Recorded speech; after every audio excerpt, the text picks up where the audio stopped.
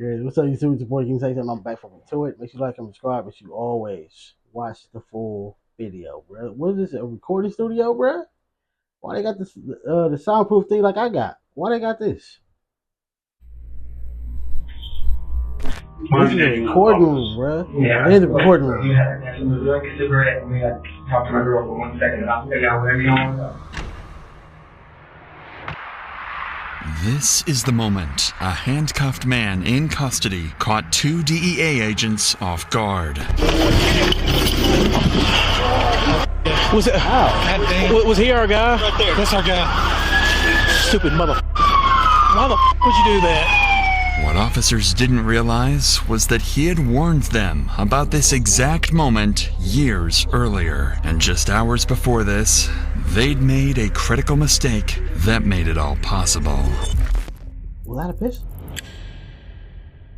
In the early hours of May 16th, a Callaway County father heard. See, this be why they be patting him down so many times, bro, because you just never know, bro. Like, I be wondering, like, sometimes, like, when they be trying a suspect or person, whatever, the car, they search him each and every time. I'm like, damn, bro, like, he just searched him too. Because even the person said, like, bro, he already searched me. Hey, this is for my safety.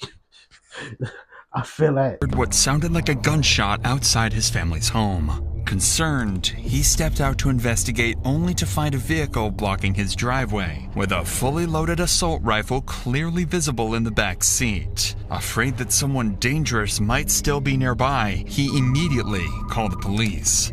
An officer was quickly dispatched to the scene, unaware that this call would soon lead them to one of the county's most wanted fugitives, whose deadly revenge plan would cost an officer his life. What we got here? Well, first of all, we got a plate that doesn't belong on this vehicle.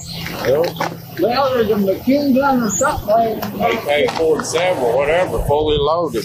Magazine. Well, no, it's my magazine in the back seat, boy. Hey, Chief. Well, he said the neighbor lives here. She left. She came over and said something to them. Doesn't know whose vehicle it is. It's got this rifle in the back. Yeah. The plate doesn't come back to this vehicle. I see a needle cap up here in the floorboard. Yep. Officers found the car unlocked with an assault rifle. That's clean, bruh. On Call of Duty, bruh, that's one of my favorite ones right there, bruh. That's one of my favorite ones, I swear, bro. I had a I don't know what it's called, the little grip thing that goes underneath the barrel, bruh. I'm getting off with that thing. Condolences to the people that was lost in this video. I'm sitting there joking and laughing and somebody was lost. Let me stop.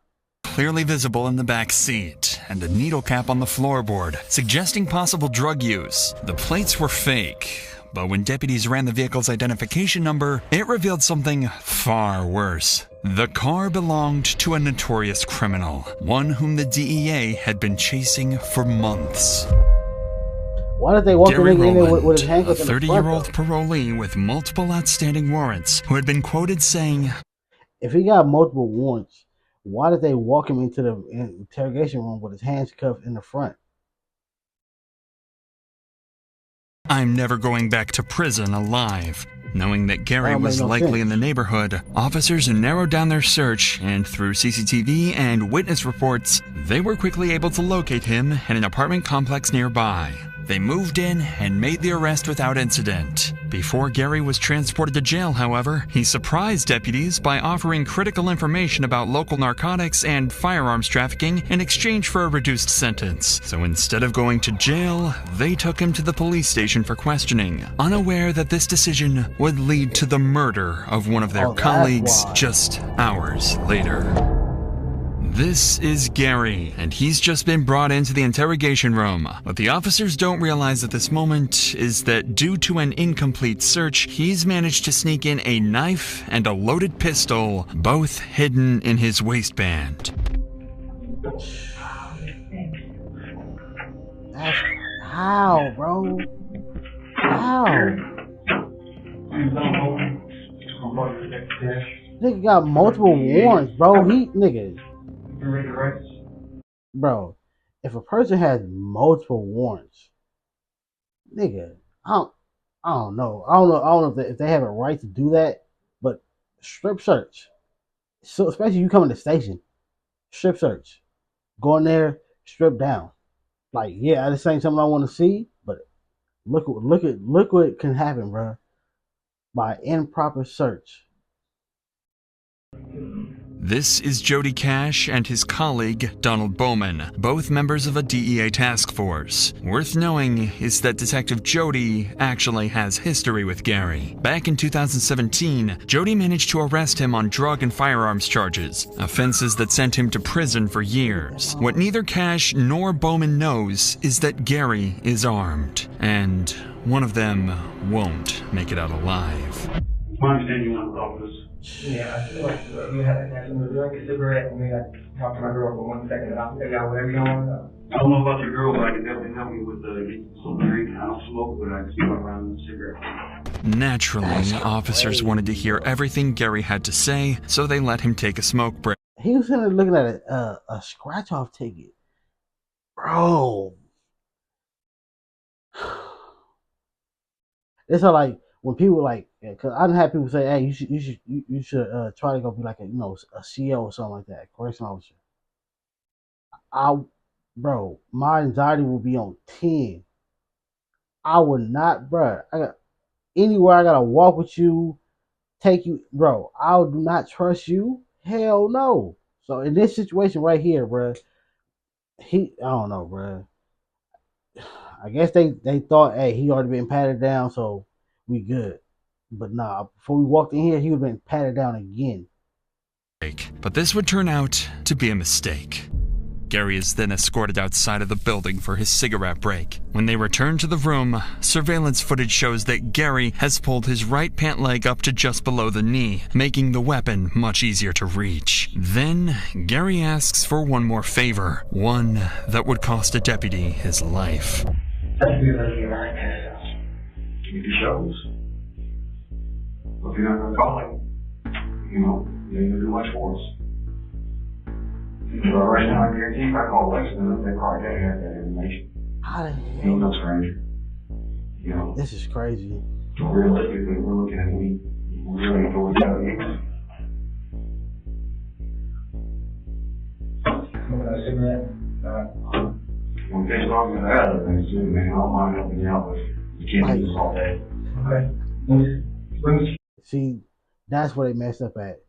Because his hands was in his back, was behind his back the first time. Then they went out and let him smoke, and then they came back with his hand because he was smoking. Nah, bro, you gotta put them right back. Nah, buddy. Or at least, like, I didn't see like in the interrogation room where they have like a bar and like the handcuffs are around the bar, so you still can't do something. Or at least one hand is handcuffed and the other one is loose. Like they used your dominant hand, because in this moment he wouldn't have been able to do that with one hand. Because once he would have went like that, look, y'all see it. Look, just imagine me reaching up on a table. Y'all would have seen that. Hold on, what the hell is he doing? I need two cigarettes with one hand, one you doing. I got that one from before that. That's the only one. That's the last one I got you. You smoking the game about it? Yeah. Believing they're on the verge of obtaining crucial information, deputies Cash and Bowman grant Gary's request again. They follow him outside, but this time, they won't be coming back. Gary is standing in front of the building, with Deputy Bowman to the left and Deputy Jody Cash to the right. A colleague can be seen arriving for his shift, walking into the building, completely unaware of the tragedy that was just seconds away. And as soon as he makes it inside,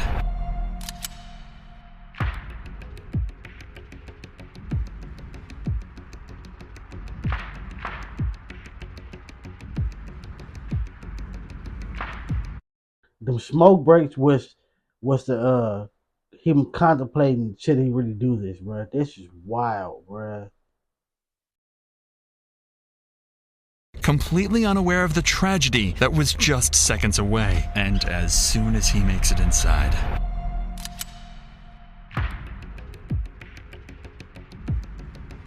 Bob Jody.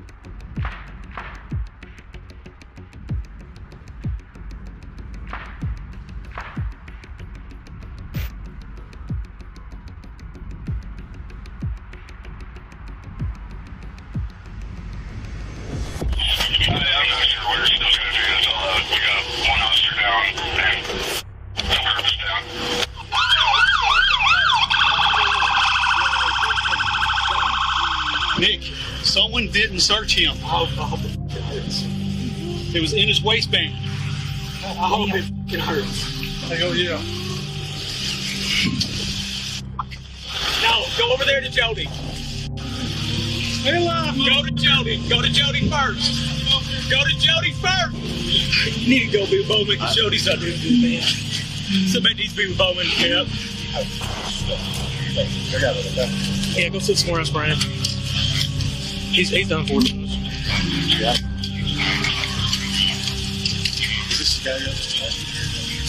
I guess we didn't search him enough. He had a gun on his waistband. In his waistband. Stupid motherfucker. Like, that's in his waistband, bro? Like, he not like, I can see if he was fat and he had it up under the gut. I can see, like, all right, like, I'm a big dude. All right, you pat the stomach and you can feel it. But this is a normal sized dude. How you didn't pat? That'd be the main place they search.